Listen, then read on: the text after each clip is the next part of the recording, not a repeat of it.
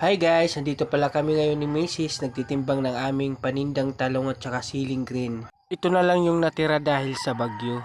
Tinitimbang na lang namin dahil sa order na to mga guys. Pagkatapos naming timbangin, ihatid ko sa kabilang barangay dahil dun yung nag-order. Alam nyo ba guys na mura yung binta namin ng talong kasi yung kilo ng talong 40 pesos. Tapos yung siling green naman 100 yung kilo. Pero ganun pa rin guys, makakabili din tayo ng bigas at saka ulam.